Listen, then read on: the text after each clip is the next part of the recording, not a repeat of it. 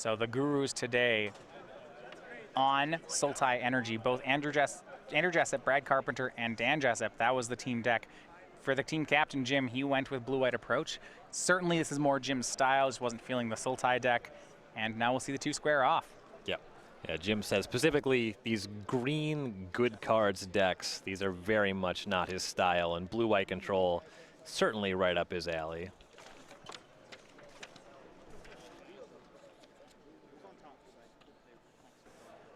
Yeah, Jim starting off on some tapped lands. They're the cycling lands. Not going to cycle any of them here.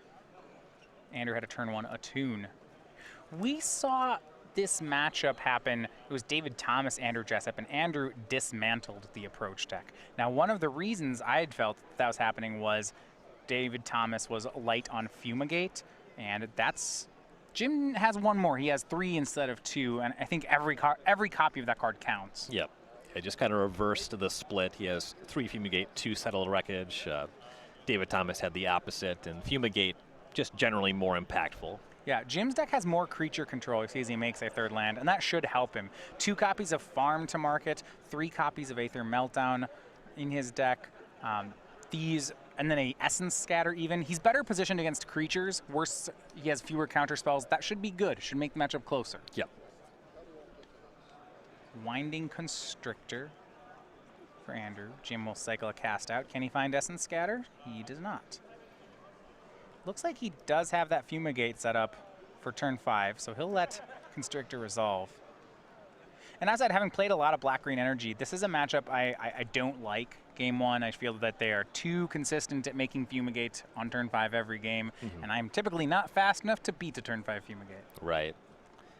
Yeah, the Constrictor allows the Cub to attack for 4 here. We'll find out if Jim has an answer for not, but this is just the first hit from 20. Yeah, well, these Cub draws, actually, Cub Constrictor draws are some of the ones that you can steal a game with out of a black-green energy deck. You see, it's 4 damage here, but now, thanks to Constrictor, he'll go up to 4 energy. This means if he just sinks all his energy on the following turn, it's a huge attack. It's a swing for 10.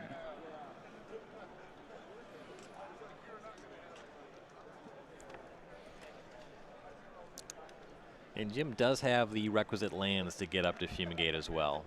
Yeah, he has a cast out in hand. And it'll be interesting to see if he main phase casts out the Cub. If he does, and Andrew has a Blossoming Defense, it'll cost Andrew an energy, which is actually 2 points of damage.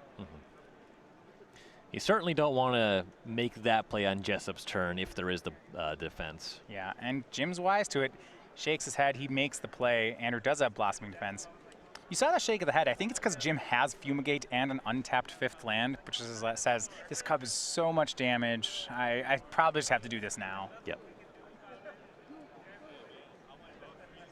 Jessup's draw, Fatal Push. Still able to attack for fully half of Jim's life total on this turn. Yeah. He has Rogue Refiner in hand. If he wants to commit another threat, that would be the card to do it with. Down to 2 energy. Looks like he's going to make that blue mana. Makes Rogue Refiner. Up to 5 thanks to Constrictor. Draws another Long Tusk Cub. His hand is Cub, Walking Ballista. He does have another Blossoming Defense, but it looks like he did not hit the land for it. And with that Refiner, he's back up into the territory to be able to attack for 12. Yeah, make that 10. Attacks for 10 puts Jim to 6. Goes up to 4 energy. All right, just show me Fumigate. Fumigate or bust. Unfortunately, it is Fumigate. It is Fumigate, yeah. He'll cast it, sweeps him away. Jim goes to 9. I believe Jim's hand is just lands and another Fumigate right now. Not a bad spot to be in, though. You'd rather have something that could 1-for-1 in this short window here. Jessup won't be able to commit 2 threats. No, not a bad spot to be in. Speaking of bad spots, Andrew drawing another Fatal Push that turn. And actually, if Jim has 2 more lands and a Fumigate, that might be good enough. His draw that turn was Approach of the Second Sun. You see, he'll just Fumigate away 1 Long Tusk Cub. Sure. If you're casting Approach the next turn, you figure it out from there. Yeah, you're either casting the Fumigate this turn or casting it 2 turns later. 2 turns later doesn't feel good, so might as well be now. Glint Sleeve Siphoner for Jessup. And these game 1s are just hard to win because of this game plan. And here we go for Jim. Land 7. I believe he has to Approach the Second Sun. Here's some technology in his deck. He has the card Ipnu Rivulet. That's the blue desert. He has 4 copies of it in his deck.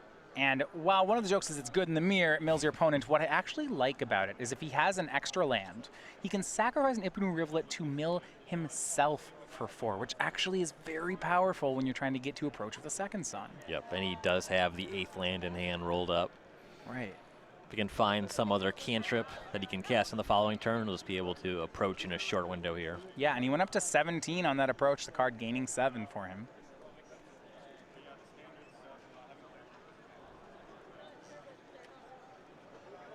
And Andrew looking for something. He's going to cycle away a land. Plays a tap land. Hits for 2. Gets an energy. That's not going to be quick enough right now. As he passes, we will go over to Jim Davis. Glimmer of Genius off the top. Yeah, Jim's going to be able to lock this one up next turn.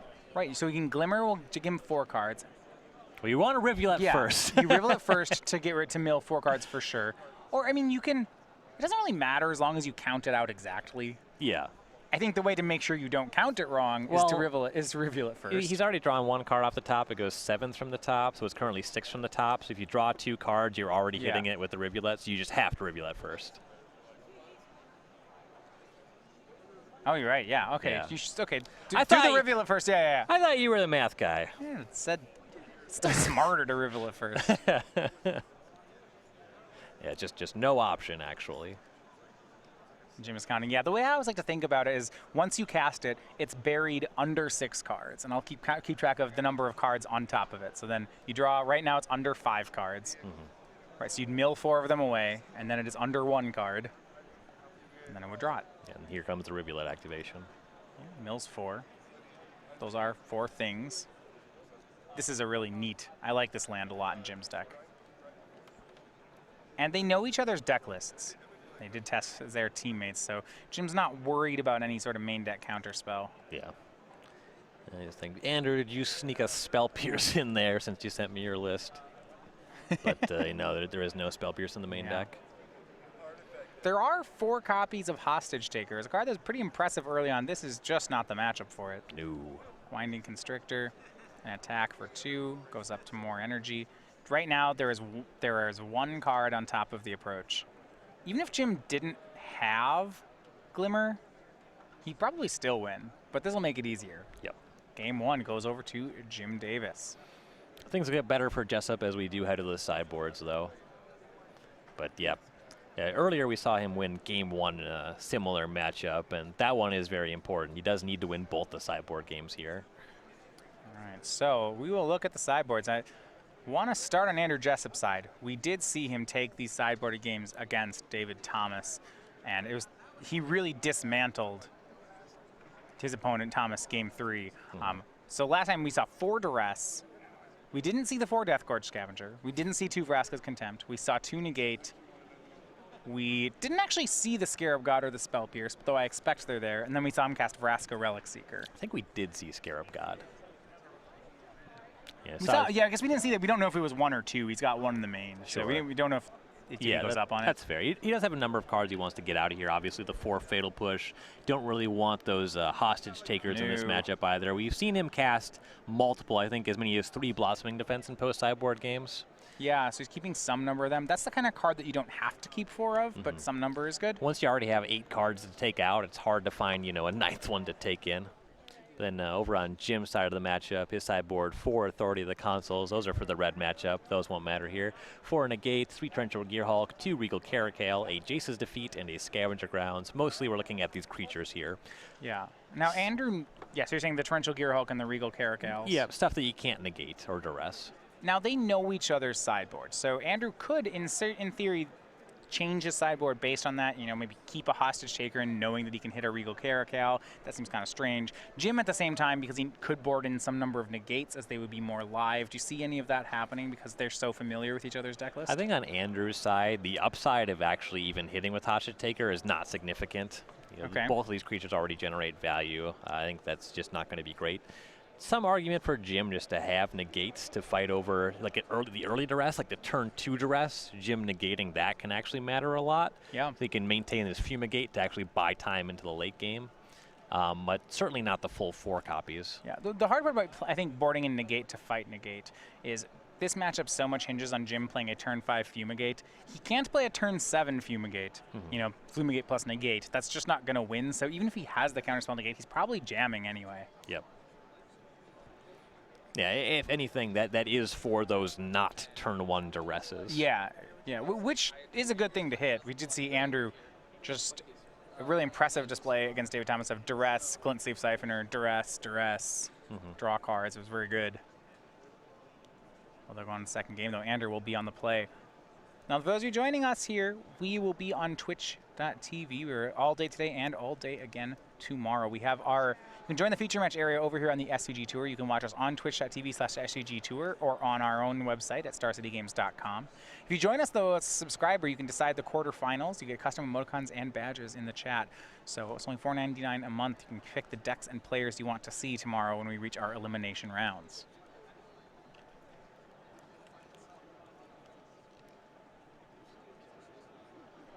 Now for Jim Davis, the captain of the Metagame Gurus from Long Island, New York, a frequent streamer of Magic also on his own Twitch channel. He has a pair of open wins and 3 invitational top 8s. Though his biggest achievement, I would say, captaining the most successful team on the SCG Tour and then being the Players' Champion back in 2015. Certainly something that a lot of viewers would be envious of is the fact that Magic just is his full-time job, you know, fully able to support himself off of that and gets to play in a band in his free time as well. A Magic streamer. Yeah.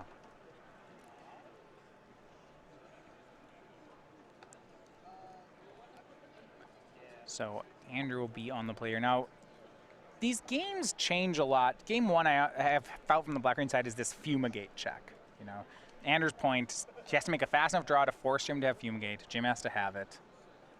You know, you need to force the blue-eyed approach deck. Say, hey, you got to Fumigate on turn 5. You have to approach on turn 7. And you have to find the approach again real quick. And if you do all those things, you get to win.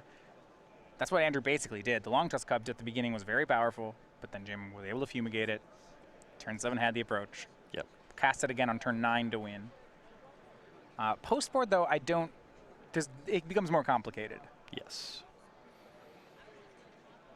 All the counter magic, the discard spells, make it so some games Jim is going to have to win with something that isn't Approach the Second Sun. Right. Realistically, the negates and the duresses, they do end up getting aimed at the cards that help Jim get to the approach.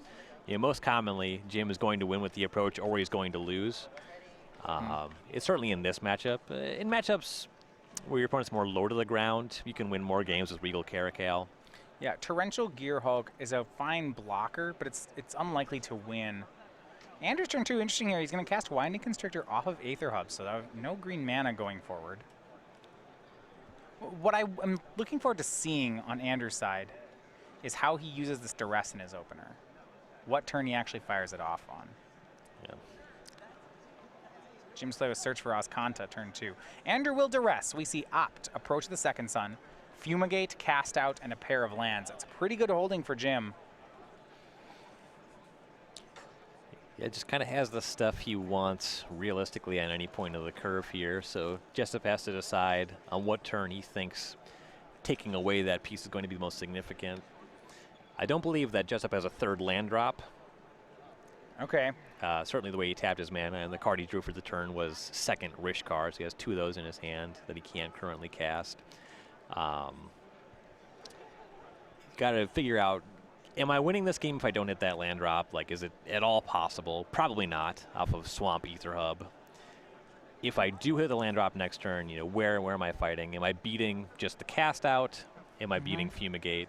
In most games, Fumigate is going to be the problem card. Yeah, it's just the best card, and I like it a lot here to take. Now, yes, Andrew has answers to Fumigate in cards like Negate, but once he starts setting his lands, I don't think he's going to want to leave up Negate mana, so by taking it ahead of time, he doesn't have to. Right. Now, on Andrew's side, the card he would have most liked to take was the one Jim drew this turn. It was the copy of Glimmer of Genius. And as Andrew swings in for 2, this might not matter. The draw again from Andrew was a Rogue Refiner, so another uncastable here. Yep. And they're starting to add up. Yep, needs a 3rd land drop, only can produce 1 color of mana currently. Just a lot of problems for Jessup's hand. Winding Constrictor is just never going to get there on its own. You play this card because it just drives synergies. And 9 turns later, you know, Jim opts into Opt. Scry to the bottom. Yeah. Jim's not going to cast a bunch of ops, have a bunch of Search for Azcanta triggers, and then just brick. Like, this is just not realistic. Now, as someone who I haven't actually gotten to cast Opt much in my time playing Magic, I know with cards like Preordain in a control deck, there's this interesting thing where instead of just firing off Preordain when you have mana, it's actually a powerful enough searcher that, you know, the late game Preordain is real. You know, you frequently didn't cast them turn 1. Now, Opt is a lot. It's half a Preordain. Do you find yourself with these kind of decks? I know you play a lot of blue decks with like cantrip things like this, firing them off just whenever you have the mana, or are they more tactical than that? So there's another factor here that you didn't discuss, and that's the fact that Jim's deck just needs to hit every land drop and have a relevant spell on every point of the curve. He constantly has something that he's looking for, and for that reason, you really just want to be very proactive with your ops. It's going to be very rare that Jim just has a blue mana and does not cast op. Okay. What it actually did for him this time is because he played so many opts on upkeep, his Search for Azcanta found the Azcanta land. And that's now available. So in a sense, it rampant growthed him. Yeah, just put a bunch of ops on the graveyard, so there you go. You know, if you think back that he played a mono blue rampant growth in a deck that's trying to get to 7 mana, that's really powerful what just happened here. Yes. Rishkar, Andrew finally hits the land, but Jim has Censor at the ready. Great window for Censor there. Yeah, he's just bullying with this mana advantage. Draws Glacial Fortress, no need to cast Glimmer just yet. His hand is this Glimmer of Genius, land 6, Gearhulk, approach. This Yikes. is, yeah. Andrew better have a lot of negates. And he better find a blue mana for him. Well, he's got the Aether Hub. Here's another Rishkar. Gearhulk Censor is an option for Jim. He might. He's probably just going to Glimmer. He let it resolve, and that's such a sign of strength. And how about this? He lets it resolve and then plays the Gearhulk. So well done by Jim. Little Gearhulk opt. This is nice. I'm a big fan of this play. Yeah. I bet you didn't think I had a Gearhulk because I let your guy resolve. Well, it's because I knew I was going to get your other creature. Going to kill your creature that actually could attack this turn. And he opts into another Gearhulk. This is a nightmare for Jessup. I don't think anybody in this entire tournament is going to Gearhulk or Glimmer of Genius. Oh, yeah, you were waiting for that Gearhulk for Glimmer, and he's going to Gearhulk opt instead. It's like the way that the game was going, even if you just cast Glimmer, he wouldn't Gearhulk because he already has 2 approaches. It's just like 100 reasons why that's not going to happen. He'll cast approach, Jim goes to 21, puts it 7th from the top. Now, this is a ruse. We know Jim has another approach in his hand. And he attacks for 5. Beatdowns. Ugh, that's so rude. I am the aggressor. You don't need to do damage. That's not real. If Andrew taps out, Jim's going to win. If Andrew doesn't tap out, Jim's still going to win. He's got another Gearhulk in his hand and a Glimmer. You're thinking it might be good enough. So many ways that Jim wins this game. And this is interesting. I want to look at that Search for Azcanta. A lot of times when we evaluate the card, we look at the land and says, hey, we'll use that ability. Jim, and in this case, Jim isn't. But the thing he did use was hitting 7 mana on turn 6. That was really good. Ooh, powerful sideboard card from Jessup. Here's that Death Gorge Scavenger. Yeah, okay. That's going to gain Andrew 2 life. Jim says, I have another approach in my hand. Is that going to work? And Andrew said, yes, it does. So that the showdown between the players, a rout for Jim Davis, the team captain.